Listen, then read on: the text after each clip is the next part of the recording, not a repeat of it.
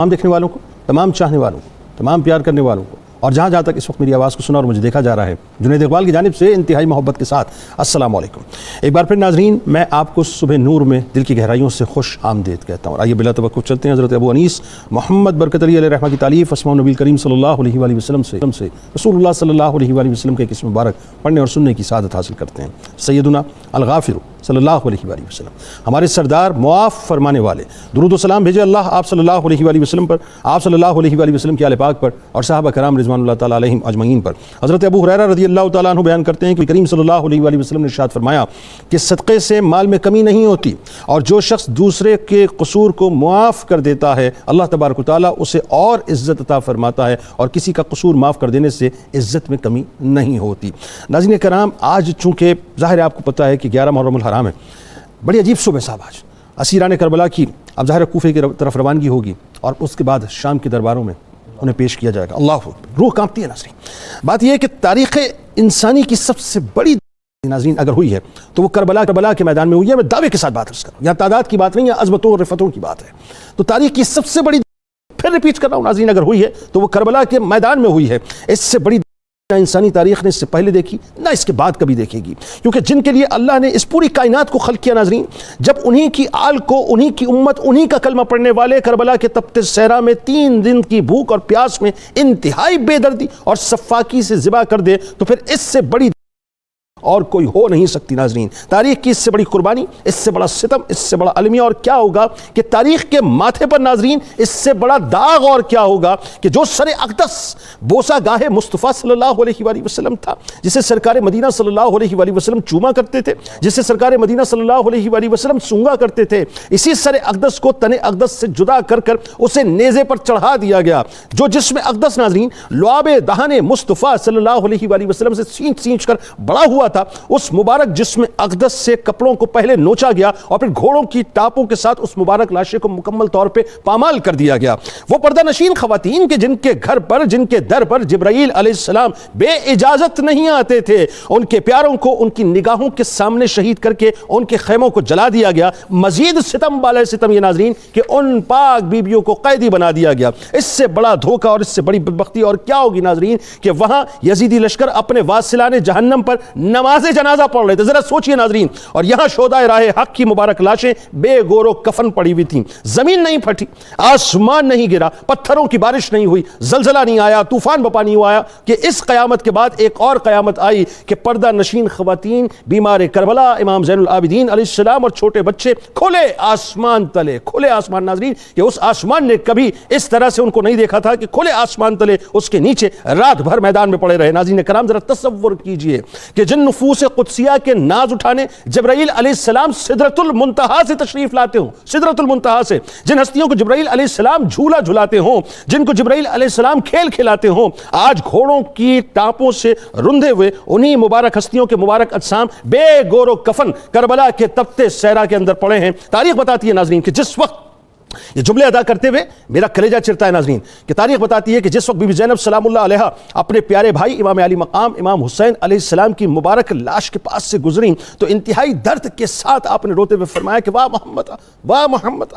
اللہ آپ پر اللہ کی اور ملائکہ اور مقربین کا درود و سلام ہو۔ حسین میدان میں پڑے ہوئے ہیں، خون میں ڈوبے ہوئے ہیں اور تمام اعضاء ٹکڑے ٹکڑے ہیں۔ واہ محمد، آپ کی بیٹیاں قید میں جا رہی ہیں، آپ کی اولاد قتل ہو گئی، ہوا ان پر خاک اڑا رہی ہے، ہوا ان لاشوں پر خاک اڑا رہی ہے۔ بی بی زینب سلام اللہ علیہا کے الفاظ ناظرین یزیدیوں پر نشتر بن کر برستے رہے، مگر ازلی بدبختی اور ازلی بدبختوں کا کیا ہی کہیے کہ پھر یہی اہل بیت اطہار، یہی پاک بیبیاں کوفے کے بازاروں میں انتہائی بے دردی کے ساتھ فتح کے جشن میں پھرائی گئیں۔ پھر یہی لٹا ہوا قافلہ حسینی صرف کوفے میں ابن زیاد کے دربار میں نہیں لایا گیا، بلکہ ڈھول اور باجوں کے شور میں یزید کے دربار بھی لے جایا گیا اور امام علی مقام امام حسین علیہ السلام کے سر اقدس کے ساتھ گستاخیاں کی گئی ناظرین۔ اسیران کربلا کو بیڑیوں میں جکڑ کر اونٹوں کی برہنہ پیٹھ پر سوار کیا گیا۔ کربلا کے بعد ایک اور کربلا بپا ہوئی، مگر وہی بات ناظرین کہ جب دلوں پر کفر لگ جائے، جب آنکھیں مکمل طور پہ اندھی ہو جائیں، وہ اندھی ہونے والی آنکھیں کس کی تھی ناظرین؟ ابن زیاد کی تھی، وہ شمر کی تھی، وہ خولی کی تھی، وہ ابن سعد کی تھی، وہ یزید کی تھی۔ اور جو بصارت کے ساتھ بصیرت حب اہل بیت کا نور چشم و قلب میں بسائے ہوئے تھے وہ حضرت زید بن ارقم رضی اللہ تعالیٰ عنہ تھے، جن کے گھر سے اسلام شروع ہوا، وہ حضرت عبداللہ بن عفیف رضی اللہ تعالیٰ عنہ تھے، وہ حضرت ابو برزہ رضی اللہ تعالیٰ عنہ تھے، جو کہیں ابن زیاد کو دربار میں للکار اٹھتے تو کہ تو تو ہی کذاب ہے، تو ہی ابن کذاب ہے، جس نے تجھے حاکم بنایا وہ کذاب ہے۔ حسین سچے، ان کا باپ سچا، ان کے نانا سچے ہیں، تو کہیں یزید کے دربار میں پکار اٹھتے کہ نہ کر گستاخی ان دندان مبارک کے ساتھ جو بوسہ گاہ مصطفیٰ صلی اللہ علیہ وسلم ہے۔ اور آخری جملے ادا کر رہا ہوں ناظرین کہ کہیں اسی قیامت کے دن ناظرین ابن زیاد کے ساتھ ظاہر ہے وہ تمام تر سلوک روا رکھنے کی کوشش کی گئی، لیکن وہی بات ہے کہ محبت کرنے والے ایک حد تک محبت کر سکتے تھے، نہ طاقت تھی نہ قوت تھی، اس کے باوجود بس وہی بات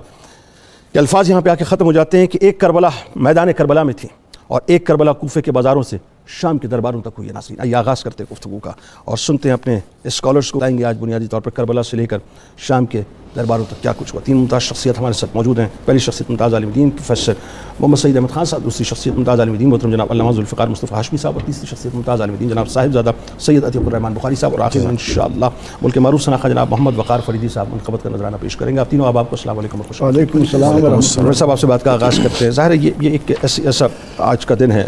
کل شام غریبہ بھی بیت چکی، رات بھی بیت چکی، ذرا تھوڑا ایک لمحے کے لیے تصور کیجئے کہ وہ رات کی ایسی رات گزری ہوگی جو کل گزری ہے۔ شہیدان کربلا ظاہر بے گور و کفن پڑے ہیں، وہ ملعون اپنے لوگوں کے اوپر جو ہے نماز جنازہ ادا کر رہے ہیں، ان کو اب بھی غیرت نہیں آ رہی ہے۔ اب ذرا یہ بتائیے کہ تو ہو گئے، لیکن امام پاک کا جو سر اقدس ہے، اس کی چمک، اس کی دمک، ریش مبارک کی چمک، اور وہ جو نیزے پر تلاوت کلام پاک کرنا، اور پھر بی بی زینب سلام اللہ علیہا کا غم، یہاں سے آغاز کریں۔ بسم اللہ الرحمن الرحیم۔ اللہم صلی علی محمد وعلی آل محمد وبارک وسلم۔ محترم جنید صاحب، حدیث باب عشق دو باب، حدیث عشق دو باب است کربلا و دمشق، یکے حسین رقم کرت و دیگر زینب۔ ایسے بات یہ ہے کہ کربلا کی سرزمین پر جس دہشت گردی کا آپ نے ذکر کیا، کرنے والے قرآن کریم کے الفاظ میں اولئک کالانعام بل ہم اضل کے مصداق تھے، اور قرآن کریم نے جہاں انہیں بالانعام کہا وہاں کسی کا ذکر نہیں کیا، بلکہ بتایا کہ یہ وہ لوگ ہیں جن کی سماعت جواب دے گئی، جن کی آنکھیں وہ نہ دیکھ سکیں، جن کے کانوں کو جو سننا تھا وہ نہ سن سکے۔ اس لیے میں یہ کہتا ہوں کہ کربلا کی سرزمین پر یہ کرنے والے، ان کو کائنات کے اندر جو بدترین جانور کا نام ہے وہ نام بھی نہیں دیا جا سکتا، یہ اس سے بھی کہیں کار مذلت میں گرے ہوئے۔ ٹھیک، ہم ان کے لیے اسیران کا لفظ استعمال نہیں کر سکتے۔ ٹھیک، یہ جنت کے شہزادے ہیں، سرداران جنت، یہ شاہان جنت ہیں، یہ وہ صحرائی گلگو قبا ہیں، وہ لالا و گل ہیں چمنستان رسالت و باب ولایت کے، کہ ان کے جب سر مبارک قلم کیے گئے تو احادیث مبارکہ کی بدولت مظلوم سب سے پہلے اللہ کی بارگاہ میں جاتا ہے۔ انہیں اللہ کی بارگاہ میں جب لایا گیا تو یہ گلگوں قبا پہنے شہزادے، اللہ رب العزت نے حکم دیا کہ ان کے یہ جو سرخ رنگ ہیں یہ جنتوں کو تقسیم کر دیے جائیں۔ واقعہ کربلا کی روشنی میں میرے جیسا ادنا طالب علم یہ کہتا ہے کہ کربلا کی سرزمین پر یہ جو شہزادوں کے گل لالا نمودار ہوئے ہیں، جاؤ ان کو سونگو، ان کی خوشبو کو دلوں میں بساؤ، جب کل قیامت کے دن تم جنتوں میں جاؤ گے تو جنت کے پھولوں سے تمہیں یہی مہک، یہی خوشبو اس کو مہکار رہی ہوگی، اس طرف ہر طرف اس کا جلوہ ہوگا۔ اور اس وقت یہ ظالم، قرآن کہتا ہے یوم یعد الظالم علی یدیہ ویقول یا لیتنی اتخذت مع الرسول سبیلا، اپنے ہاتھ، انگلیوں اور دانتوں میں کاٹ کاٹ کر کہہ رہے ہوں گے یہ ہم سے کیا ہوا، یہ ہم سے کیا ہوا۔ اب ہم جب یہاں آتے ہیں کہ ان سرداران جنت کے ساتھ جب یہ سلوک کیا گیا تو کس طرح حوصلہ پڑے مسلمان کی زبان اس کو بیان کیسے کرے کہ عمر بن سعد حکم دے کہ 10 سوار شہزادے کے جسم کو گھوڑوں کے پاؤں سے روندے۔ اللہ، آپ نے کتنا خوبصورت ذکر کیا کہ وہ شہزادہ جنہیں دیکھ کر صحابہ رضی اللہ عنہم رسول اللہ کی زیارت کر لیتے تھے، ان کو گھوڑوں کے پاؤں تلے روندا جا رہا ہے، پھر ان کے جسم اطہر پر جو سامان ہے قمیص کو قیس بن اشعث لیتا ہے، نالین پاک کو اسود بن خالد لے لیتا ہے، تلوار کو جمی بن خلق لے لیتا ہے، امامے کو اخنس بن مرثد لے لیتا ہے، انگوٹھی بجدل بن سلیم لے لیتا ہے، اور زرہ عمر بن سعد لے لیتا ہے۔ پھر جس انداز سے انہیں اور حرم پاک کے ان شہزادیوں کو جن پر فرشتوں کی بھی نظریں، جن کو مدینہ منورہ کے اندر اہل ایمان کے دل، ان کی آنکھیں اتنی عزت دیتی تھیں، انہیں جس انداز میں گھوڑوں کی ننگی پشتوں پر، اونٹوں کی ننگی پشتوں پر سوار کر کے کربلا سے کوفے تک کی جو 70 کلومیٹر کی مسافت طے کرائی گئی ہوگی، وہ کیا عالم ہوگا۔ اور اس میں جب ہم اس بات کی طرف آتے ہیں کہ شہزادہ حسین کے سر کو جب ان ظالموں نے کاٹ کر نیزے پر لٹکانے کی جرات کی ہوگی، کیا کیفیت ہوگی۔ یہ شہزادہ حسین کا سر مبارک تو اس وقت جب آپ نے علی اصغر کے معصوم خون کو ہتھیلی میں لے کر چہرے پر ملا ہوگا، اللہ عرش اولا اس پر قربان ہو رہا ہوگا، چاند اور سورج بلائیں لے رہے ہوں گے اس کی چمک کو، لیکن جب آپ کو نیزے کی نوک پر اس سر مبارک کو لگایا تو دنیا نے دیکھا کہ اس کے نور کی چمکیں کس طرح کائنات کو منور کر رہی۔ اللہ ریش مبارک کی چمک کی یہ کیفیت ہے کہ وہ ہوا سے ہل رہی۔ اللہ شہید ہونے کے بعد بھی آپ کی ریش مبارک کی چمک جو ہے وہ اس کو ہل رہی ہے اور دنیا دیکھ رہی ہے۔ اور جب اس سر مبارک کو لے کر مکے کوفے کی گلیوں میں پھرایا جا رہا ہے، آپ یہ دیکھیے کہ تن مبارک کو سر مبارک سے جدا کر دیا، لیکن باوجود اس کے قرآن پاک کو امام علی مقام سے جدا نہیں کر سکتے۔ جی ہاں، وہ کوفے کی گلیوں میں جب ان کو پھرایا جا رہا ہے اور یہ بدنہاد لوگ اپنا جھوٹا ایک روب اور دبدبا اور یہ بتانے کے لیے کہ ہم باغیوں کو معاذ اللہ کیسے دباتے ہیں، کوفے کی جس خاتون کی، جس بچے کی، جس آدمی کی نظر پڑی اس کی آنکھوں سے آنسو کا سیلاب رواں ہو گیا، اور دنیا نے دیکھا۔ حضرت زینب سلام اللہ علیہا تو فرما رہی تھی کہ اگر تم رونے والے ہو تو یہ تو بتاؤ کہ ہمارے ساتھ یہ کرنے والا کون ہے۔ بات آگے بڑھاتے ہیں، یہ کہ سر سے آواز آ رہی ہے، ان اصحاب الکہف والرقیم کانوا من آیاتنا عجبا، تم یہ سمجھتے ہو کہ اصحاب کہف اور رقیم کا واقعہ عجب ہے، آؤ دنیا والے دیکھو کہ اس سے زیادہ عجیب کیا ہوگا کہ نانا کا کلمہ پڑھنے والے نواسہ رسول کے ساتھ کیا سلوک، اور کیا بھی امت نے کیا نا، جو کلمہ پڑھنے والے۔ ستم تو سب سے بڑا حادثہ تو ہوا، بات یہ حادثے سے بڑا سانحہ یہ ہوا کہ کرنے والے بھی وہ تھے جو اپنے ہی تھے۔ سب سے بڑا سانحہ تو یہ۔ علامہ صاحب یہ بتائیے، میں تو دیکھیں ایک بات جانتا ہوں، یہ سب سے بڑا ظلم و ستم ہے تاریخ کا، اور سب سے بڑی اس میں کوئی دوسری رائے نہیں ہے، ٹھیک ہے جی۔ اب سوال یہ ہے کہ اس پہ آ کے ذرا سا بات کو یوں آگے بڑھاتے ہیں کہ ایک تو جو کچھ بھی ہوا کربلا کے میدان میں، شہیدان کربلا کے ساتھ جو کچھ بھی ہوا، دوسرا ستم یہ ہے کہ انہوں نے اپنے جتنے بھی ملعون تھے ان کی تدفین کی، بے گور و کفن لاشیں چھوڑ دی۔ ذرا ایک تو بتائیے کہ تدفین کیسے ہوئی۔ تیسرا یہ جو رفقا کے سرحائے اقدس تھے جس وقت ابن زیاد کے دربار میں لائے گئے، پہلے بھیج دیے گئے تھے، وہ کیا ہوا؟ اور وہیں زید بن ارقم رضی اللہ تعالیٰ عنہ موجود تھے جن کے گھر سے اسلام شروع ہوا، تو ذرا وہ بتائیے کیا ہوا۔ بسم اللہ الرحمن الرحیم، اللہم صلی علی سیدنا مولانا محمد معدن الجود والکرم وآلہ وصحبہ وبارک وسلم۔ جب ابن سعد لعین نے گلشن فاطمی کو تاراج کر دیا اور اپنی شقاوت کی آگ کو ٹھنڈا کیا، تو 12 محرم الحرام تک آتا ہے کہ یہ ملعون جو ہے یہ میدان کربلا میں ٹھہرا رہا، اور جو بھی ان کے واصل جہنم ہونے والے اس کے رفقا، اس کی فوج کے اشقیاء تھے، ان سب کو اس نے دفن کیا، ان کی تدفین کی، نماز جنازہ پڑھی۔ کیا نماز جنازہ، کیا تدفین، کیا معاملات تھے، وہ تو جہاں جس منزل کو انہوں نے پہنچنا تھا وہ پہنچ چکے تھے ایسے ہی۔ لیکن یہ کہ بدبخت یہ ازلی شقی جو شخص ہے، اس نے جتنے بھی اہل بیت کرام رضوان اللہ تعالی مجمعین اور حضرت سیدنا امام علی مقام امام حسین رضی اللہ تعالیٰ عنہ کے دیگر رفقا شہدائے کربلا رضوان اللہ تعالی مجمعین، بجائے اس کے کہ ان کی لاشوں کے لیے بھی کوئی یا ان کے جسدان اطہر کے لیے بھی کچھ کفن و دفن کا اہتمام کرتا، ان کو جیسا کہ آپ نے انٹرو میں جنید بھائی بتایا کہ ان کی حرمت کو مزید پامال کیا گیا، ان پر گھوڑے دوڑائے گئے، ان کو خاک و خون میں مزید لت پت کیا گیا، اور بغیر گور و کفن کے ان کو وہاں چھوڑ کے یہ وہاں سے رخصت ہو جاتا ہے۔ میں یہ سمجھتا ہوں کہ اس کی جو ازلی شقاوت تھی اس کی وجہ سے اس کو یہ سعادت مل ہی نہیں سکتی تھی۔ اللہ تبارک و تعالیٰ نے اس بات کو پسند ہی نہیں فرمایا کہ اس لعین کا کوئی احسان اہل بیت اطہار پر آئے۔ اللہ بالکل یہ ایک اللہ تبارک و تعالیٰ کا خدا ایک اللہ انتظام تھا. اللہ. یہ اسی طرح سے چھوڑ کے وہاں سے چل پڑتے ہیں اور پھر قریب بستی جس کے بارے میں بتایا جاتا ہے کہ غادریہ نامی بستی میں سے لوگ بنو اسد کے کچھ لوگ جو ہے انہوں نے آ کر ان مقدس جو جسدان اطہر تھے ان کو غسل دیا یا کفن دیا یا جیسے بھی ان کی نماز جنازہ وغیرہ ادا کر کے ان کو اسی میدان کربلا میں جہاں پر ان کو جامع شہادت ملا تھا مطلب وہ ان کی جتنے تدفین بھی مبارک لاشیں تھے سب کو ایز اٹ از جو ہے وہ تدفین جی ہاں. کر دی. آج یہ اگر بنو آپ- اسد جی ہاں. وہی ہیں جو حبیب ابن مظاہر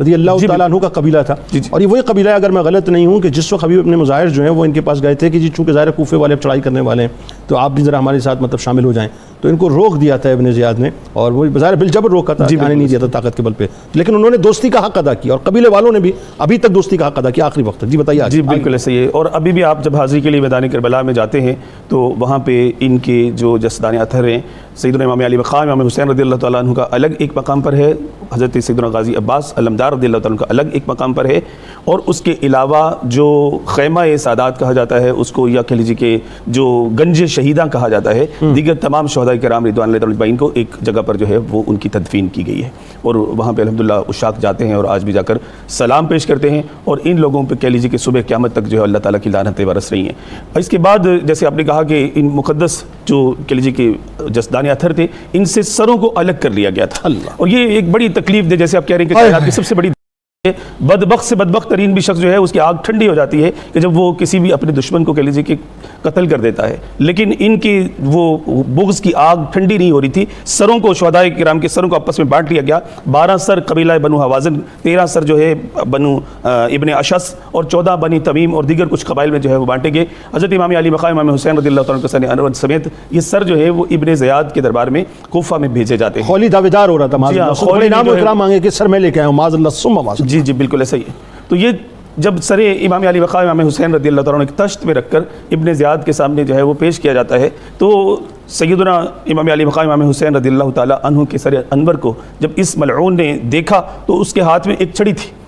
تو جنید بھائی اس نے آپ کے دندان اقدس پر لگا کے امام علی مقام امام حسین رضی اللہ تعالیٰ عنہ کے حسن و جمال اور دندان مبارکہ کے بارے میں کچھ کلام کیا, اور اس چھڑی کو بڑی بے ادبی سے مختلف انداز سے وہ حرکت دینے لگا. بڑی تکلیف کا یہ منظر تھا جس کو دیکھ کر مجمع میں موجود ایک صحابی رسول حضرت سیدنا زید ابن ارقم رضی اللہ تعالیٰ عنہ تڑپ گئے, اور آپ نے فرمایا اے عبید اللہ, اے ابن زیاد,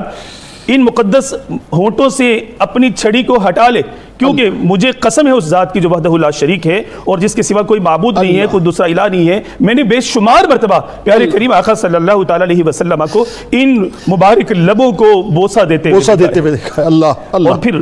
اس کے بعد صحابی رسول رضی اللہ تعالیٰ عنہ پھوٹ پھوٹ کر رونے لگے, فرمانے لگے کاش میرے بس میں کچھ ہوتا اور میں تمہیں اس کا کچھ جو ہے وہ سبق سکھا سکتا. یہ اصل میں یہ پیچ و تاب بھی اس لیے کھا رہے تھے. ایک تو دیکھیں صحابیت ظاہر ہے وہ صحابیت کا,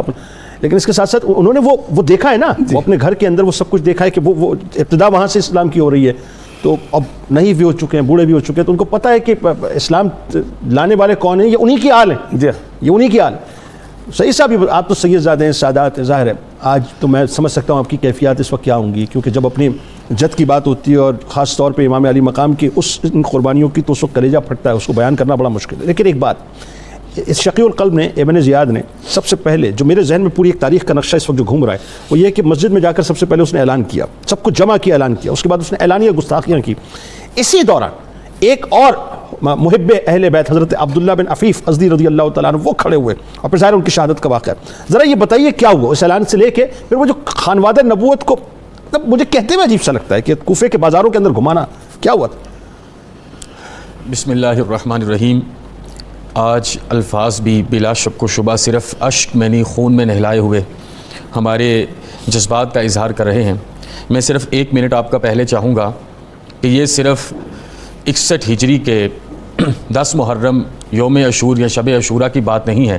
اگر ہم جناب ابی طالب کے صحن سے دیکھتے ہیں کہ سید عالم صلی اللہ علیہ وسلم نے جب پہلی دعوت بنائی اور سب کے سامنے پیش کی تو حضور صلی اللہ علیہ وسلم نے ایک سوال کیا. اسی سوال سے میں آپ کے آج کے پورے مضمون کا جواب عرض کرنا چاہوں گا. میرے اور آپ کے کریم آقا سلطان حسینہ نے جہاں صلی اللہ علیہ وآلہ وصحبہ وسلم نے سب کو اپنی نبوت اور رسالت کی دعوت دینے کے بعد پوچھا من یکون وزیری, آپ میں سے اب میرا وزیر کون ہے, کون ہے جو شجر اسلام جب بھی خون مانگے گا وہ اسے اپنا خون دے گا. کون ہے جو دین کی تحفیظ میں اپنا سب کچھ قربان کرے گا؟ تو تاریخ کہتی ہے فقام علی علیہ السلام، اور کیفیت یہ تھی وَأَصْغَرُهُمْ سِنًّا وَأَعْمَشُهُمْ سَاقًا وَأَقَلُّهُمْ مَالًا، کہ ظاہراً عمر میں چھوٹے تھے، ظاہراً پنڈلیاں کمزور تھی، ظاہراً مال موجود نہیں تھا۔ میں اس پورے سیکوینس کو اس جملے پر لے کے آنا چاہتا تھا، تو پھر حضرت علی نے کھڑا ہو کے جو جملہ بولا وہ سنیں۔ مولا کائنات نے کہا فدا کا ابی و امی یا سیدی یا رسول اللہ صلی اللہ علیہ وسلم انا وزیرک فی الدنیا والآخرہ۔ اللہ، اے میرے پیارے نبی، میرے ماں باپ آپ کے قدموں پہ، آپ کی ذات پہ، آپ کی محبت میں نثار ہو جائیں، میں دنیا اور آخرت میں آپ کا وزیر ہوں۔ تو میرے آقا نے پتہ یہ دعویٰ کس طرح قبول فرمایا؟ حضور نے فرمایا فقال رسول اللہ صلی اللہ علیہ وسلم انتا ہوا علی المرتضیٰ، یہ تجھے، علماء کہتے ہیں ہوا انتا نہیں کہا، فرمایا انتا ہوا علی المرتضیٰ، یہ تجھے، تیری اصل اور تیری نسل کو زیبا ہے کہ جب بھی دین اسلام میں تحفظ کے لیے میرے نقش کف پا پہ چلنے کی باری آئے تو تم لوگ چلو۔ اب جنید بھائی، جناب ابی طالب کی زندگی کے 42 سال دیکھ لیجئے، جناب مولا کائنات جناب حسن کی زندگی دیکھ لیجئے، کبھی بھی کوئی اپنے دعوے سے تھکا نہیں، کبھی بھی کوئی اپنے دعوے سے ہٹا نہیں، حتیٰ کہ جناب امام حسن آخری لمحوں میں امام حسین کو دیکھ کے چہرہ متغیر ہوا، اور جناب حسین پوچھتے ہیں بھائی کیا ہوا؟ کہا مجھے کربلا کا وہ منظر یاد آ رہا ہے جس منظر میں میری بیٹیوں کو، تیری بیٹیوں کو کوفہ کے بازاروں میں یوں لے کے جایا جائے گا۔ دعوے کی دلیل ہر قدم پہ پیش کی، اس میں کوئی دوسری رائے نہیں، آل ابو طالب علیہ السلام نے کوئی دوسری رائے نہیں ہے۔ اب منظر دیکھیے نا کیا ہے کہ اب جب کوفہ کے بازار میں چلے تو وہ ان کی خواتین جب چھت پہ چڑھ کے روتی تھیں تو اس موقع پر کیا منظر بنا؟ فخطبت زینب خطبتها الشہیر فی اہل الکوفہ، جناب زینب سے اب برداشت نہیں ہوا کہ سفیر کربلا شیر دل خاتون، جب پورا وہ آل رسول کا قافلہ جا رہا تھا، شہزادے اور شہزادیاں جا رہی تھیں، تو وہاں پر جناب زینب نے یہ خطبہ دیتے ہوئے، ابھی وہ ابن زیاد کے دربار میں داخل نہیں ہوئے، یہ خطبہ دیتے ہوئے پوچھا اتبکون فلا سکنت العبر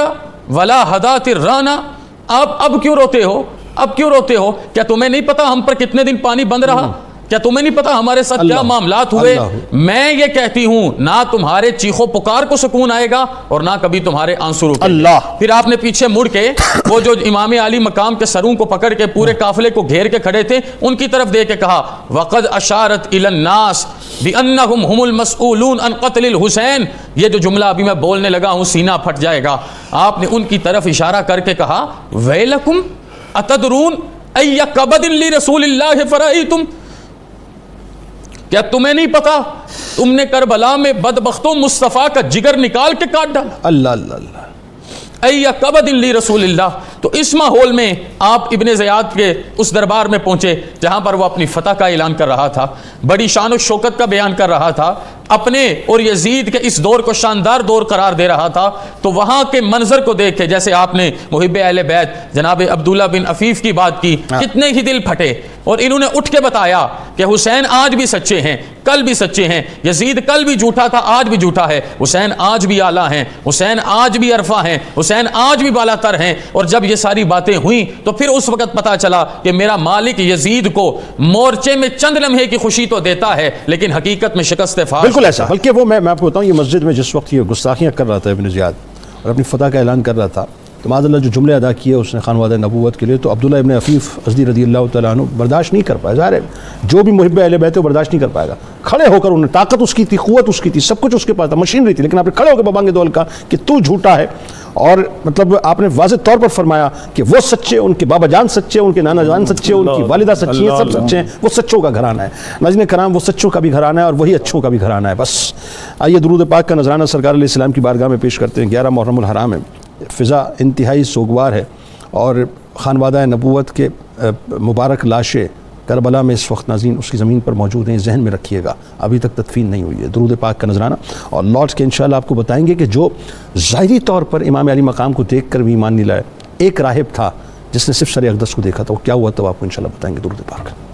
اللهم صل على سيدنا ومولانا محمد وعلى سيدنا علي وسيدتنا فاطمة وسيدتنا زينب وسيدنا حسن وسيدنا حسين وعلى آله وصحبه وبارك وسلم اللهم صل على سيدنا ومولانا محمد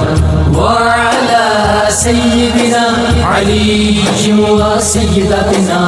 فاطمة وسيدتنا زينب وسيدنا حسن وسيدنا حسين وعلى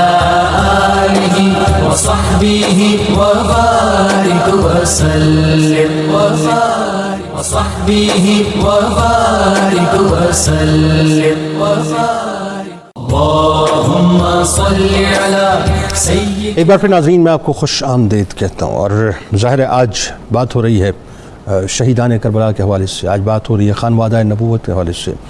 آج بات ہو رہی ہے ان نفوس قدسیہ کے حوالے سے کہ جن کو بیڑیوں میں جکڑ کر،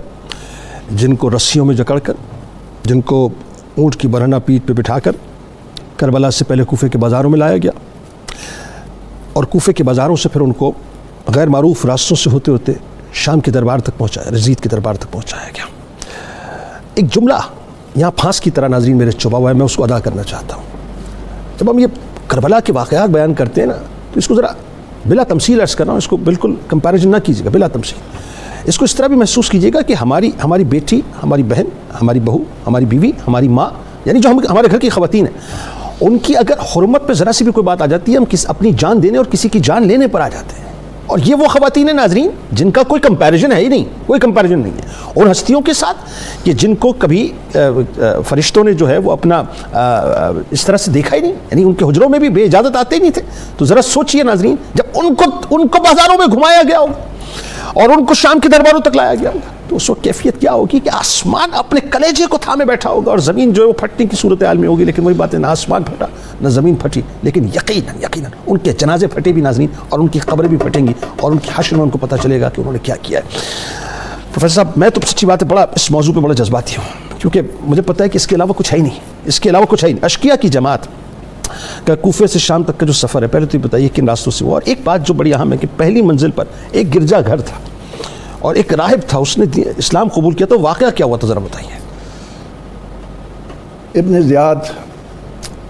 ظالموں کا ایک گروہ، اس گروہ کا ایک شقی اور بدبخت فرد یہ بھی ہے. اب اس نے اپنے دربار میں تو جو کچھ سروں کے ساتھ کیا، دربار کا راستہ کھول دیا تاکہ لوگ آئیں اور ان پر ہماری ہیبت طاری ہو. اس کے بعد اس بدبخت نے جس انداز میں شمر کو یہ سر مبارک اور ساتھ ہی شہزادگان اور شہزادیاں جنت کی بھیجیں، وہ شرمناک ہے. وہ صرف یہ چاہ رہا تھا کہ یزید کے دربار میں میری واہ واہ ہو، شمر یہ چاہ رہا تھا ہمیں انعامات ملیں.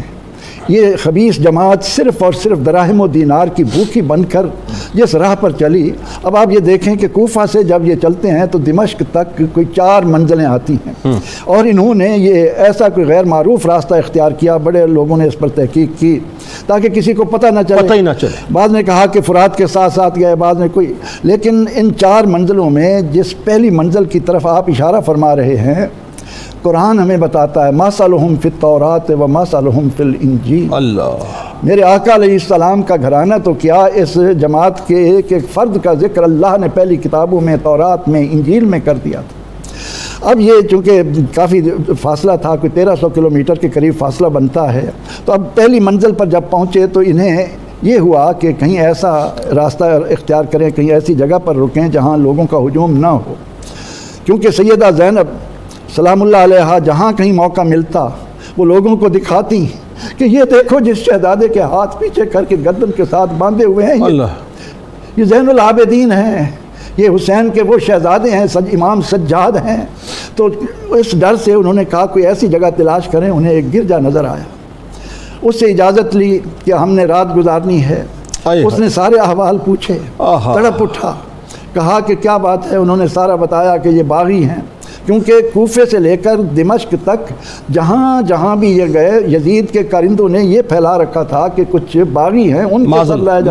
اصل حقیقت بتاتے ہی نہیں تھے. یزید کے دربار میں اس کے گھر والی عورتوں نے جو کچھ کیا وہ بھی دنیا کے سامنے. جی. اب جب یہ راہب کے پاس رہے تو راہب نے پوچھا یہ سر کس کا ہے، کیونکہ جب کربلا میں یہ واقعہ ہوا تو تمام مورخ اس بات پر متفق ہیں کہ شام میں جو پتھر اٹھایا جاتا اس کے نیچے خون آتا، اللہ اکبر، خون نکلتا تھا، اللہ۔ اور یہ سر مبارک بھی راستے میں ایک ایسے پتھر پر رکھا گیا جہاں زندہ ہیں، ان کو تو مردہ تصور بھی قرآن سوال ہی میں نہیں سوال کر ہی سکتے، تو جہاں خون گرا اس کے بارے میں آج بھی یہ ہے کہ 10 محرم کو وہ خون کے قطرے تر و تازہ ہو جاتے ہیں۔ سیدہ شباب اہل الجنہ، بات یہ تو شہداء کے بھی سردار ہیں۔ اب اس راہب نے ان سے یہ کہا کہ ابھی یہاں ٹھہرے اور شراب کی محفل جمی ہوئی تھی تو اچانک ایک غیب سے لوہے کا قلم نمودار ہوا جس سے دیوار پر جلی حروف میں لکھا گیا اترجو امتن شفاعت محمد، اللہ اللہ اترجو اللہ امتن قتلت حسینہ، اللہ، کہ وہ امت جس نے حسین کو قتل کیا ہے، شفاعت جد ہی یوم الحساب، وہ اس ان کے بات نانا کی جان کی شب، اللہ کہ قیامت کے دن ان کو ان کے نانا کی شفاعت ملے گی۔ اللہ۔ اب اس راہب نے یہ کہا کہ آپ مجھ سے 12,000 دینار لے لو، یہ سر مبارک میرے حوالے کر دو، ٹھیک ہے، اس کی میں نگرانی کروں۔ آئے۔ اب رات کو اس نے انہیں ٹھہرایا اور سر مبارک کو اکیلے لا کر اس نے اس کو معطر و منبر ظاہری، ویسے تو میں شروع میں عرض کر چکا ہوں یہ لہو نہیں تھا، آئے ہائے، یہ ایسی خوشبو کے یعنی دریا تھے آئے ہائے۔ کہ ان کی مہک قیامت تک کوئی کم ہی نہیں کر سکتا۔ اللہ، آج بھی جا کر کربلا کی اللہ، زمین کو سونگھ لو، تمہیں جنت کی خوشبو اللہ اللہ اللہ۔ اب وہ ساری رات اس سر مبارک کے سامنے اس کو معطر کر کے صاف ستھرا کر کے دیکھتا رہا، اور اتنے میں اس جماعت کی نظر جب اس شعر پر پڑی، انہوں نے راہب سے پوچھا کہ یہ شعر کب سے لکھا ہوا ہے؟ تو راہب نے کہا کہ میں اس کے بارے میں اور تو کچھ نہیں جانتا، آپ کے نبی علیہ السلام کے اعلان نبوت سے 500 برس سال پہلے کا یہ شعر یہاں پر موجود ہے، اور راہب کے دل میں اللہ تعالیٰ نے حضرت امام حسین رضی اللہ عنہ کے صدقے میں یہ کرم کیا کہ اسے ایمان کی دولت نصیب کر دی، اور یہ جو 12,000 یا 10,000 وہ بھی ٹھیکریاں بن گئے، ٹھیکریاں بن گئے آگے جا کے، اور سارے ٹھیکریاں بننے ہی تھے، خاسرت دنیا والآخرہ کے ایسے ہی۔ میں تو ایک بات جانتا ہوں علامہ صاحب، اس میں جو بڑی مجھے ابھی جو بیان کیا پروفیسر صاحب نے، اس واقعے کو جب میں پڑھتا ہوں تو میں صرف ایک ہی بات مجھے سمجھ آتی ہے کہ ایک وہ لوگ تھے جن کے سامنے بار بار امام علی مقام نے اپنا تعارف دیا، دیکھو پہچانو میں کون ہوں، کس کا نواسا ہوں، کس کا بیٹا ہوں، کس کا جگر گوشہ ہوں، ایمان نہیں تھا نصیب میں۔ اور ایک وہ راہب تھا جس کو کوئی تعارف نہیں دیا، بس خاموش سر اقدس نے تعارف دیا، دل کی بات دل تک پہنچی اور دل سے ایسی اتری کہ ایمان میں منتقل ہو گئی۔ تو یہ سب ان کی نظر عنایت و کرم کی بات ہے، جس کو چاہتے ہیں اپنا بنا لیتے ہیں۔ اب یزید کا جو دمشق میں اس نے جو باقاعدہ یزید نے جشن کا اہتمام کیا تھا، دارالامارہ کو سجایا تھا، پھر راستے میں ایک صحابی رسول، ظاہر محبان اہل بیت تو پھیلے ہوئے نا پوری دنیا، تو ایک صحابی رسول حضرت سہل بن سعد رضی اللہ تعالیٰ عنہ تجارت کی غرض سے دمشق آ رہے تھے، وہ کیا واقعہ ہوا تو ذرا بتائیے۔ جی ہاں، یہ سرخیل اشکیا جو یزید لعین ہے، یزید پلید ہے، اس کو جب خبر ملی کہ اب وہ قافلہ جو وہاں سے شہداء کے سر لے کے آ رہا ہے وہ عنقریب یہاں پہنچنے والا ہے، تو اس نے اپنے محل میں ایک بڑے جشن کا اہتمام کیا، اپنے جیسے بدگماش لوگوں کو بلا کر اپنے پاس بٹھایا اور اپنے محل کی بہت زیادہ تزئین و آرائش کی، سجاوٹ کی،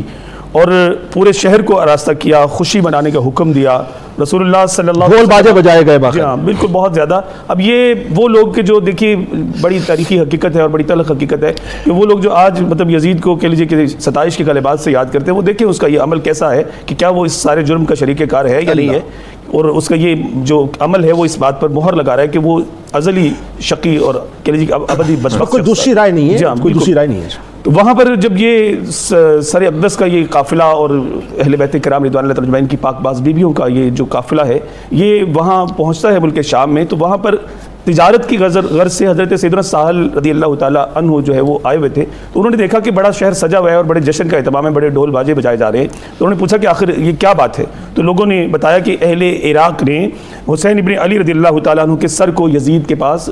نعوذ باللہ ہدیہ بھیجا ہے، تو اہل شہر اس کی خوشی منا رہے ہیں۔ حضرت سہل رضی اللہ تعالیٰ عنہ نے ایک سرد آہ بھری اور پھر پوچھا کہ سر حسین کو کس دروازے سے لایا جائے گا؟ تو بتایا گیا کہ باب الساعات سے لایا جائے گا۔ آپ اگرچہ ضعیف تھے لیکن آپ تیزی سے چلتے ہوئے اس دروازے تک پہنچے اور جا کر دیکھا کہ ایک سر ہے جو دیکھنے میں بالکل رسول اللہ صلی اللہ علیہ وسلم کی اللہ اکبر سرکار علیہ السلام کی ان کی رخ نور کا بالکل مشابہ ہے اور نیزے پر چڑھا رکھا ہے، جسے دیکھ کر آپ بے اختیار رو پڑے، اور اہل بیت اطہار میں سے آپ سے کسی نے پوچھا کہ کیوں رو رہے ہیں؟ تو آپ رضی اللہ تعالیٰ عنہ نے فرمایا کہ آپ بتائیے آپ کون ہیں؟ انہوں نے کہا کہ میں سکینہ بنت حسین ہوں۔ تو حضرت سیدنا سہل رضی اللہ تعالیٰ عنہ نے ان سے فرمایا کہ میں آپ کے نانا جان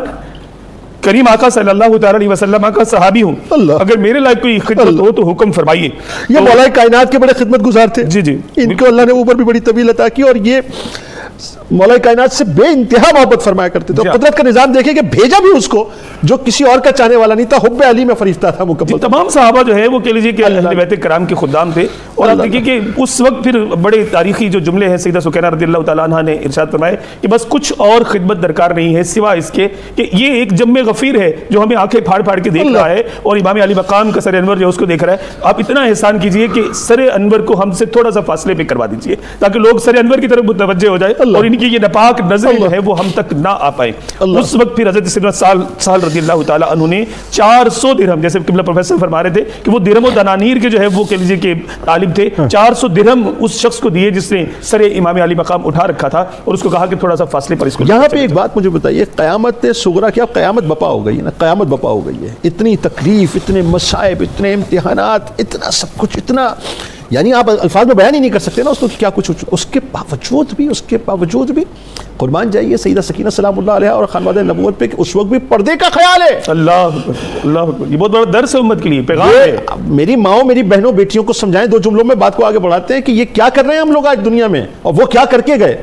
جی ہاں, وہ تو دیکھیں نا کہ جو میدان احد میں جن کے باپ بھی چلا گیا, بیٹا بھی چلا گیا, شوہر بھی چلا گیا, تو ان سے کہا کہ آپ ابھی بھی پردے کا خیال رکھے ہوئے. تو انہوں نے کہا میرا سب کچھ تو لٹ گیا ہے, میری حیا تو نہیں لٹی. اللہ. تو یہ حیا کا وہ درس ہے کہ جو ہماری صبح قیامت تک آنے والی ماؤں بہنوں بہو بیٹیوں کے لیے ہے, کہ جو پیغام کربلا ہے اس کو یاد رکھ رہے ہیں کہ اگر آپ محبان اہل بیت ہیں اور ان شہزادیوں کی جو ہے وہ کنیزیں ہیں, تو پھر اپنے لیے پردے کا ضرور اہتمام کیجیے. کوئی بات ہے آج کوئی پردے کی بات کر لے اس کو چمٹنے لگ جاتے ہیں, اس کو بھمبوڑنے لگ جاتے ہیں کہ اس نے پردے کی کیوں بات کر دی. بس اللہ تعالیٰ عقل سلیم عطا کرے. آخر میں سید صاحب,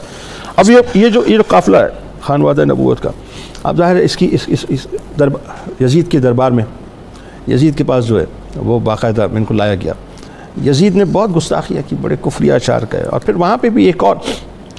محب اہل بیت تھے, ایک صحابی تھے حضرت ابو برزہ رضی اللہ تعالیٰ عنہ. ذرا بتائیے کہ ان کی محبت کا کیا معاملہ ہو. جنید بھائی, میں ایک ایسی شخصیت کا تذکرہ بھی آپ کی اجازت سے کرنا چاہوں گا. یا تو کوفہ کے بازار میں یا دمشق کے بازار میں قافلہ امام علی مقام جب جا رہا تھا تو ایک چھوٹی سی بچی سیدہ زینب کے پاس ٹھنڈا پانی اور چادر لے کے حاضر ہوتی ہے.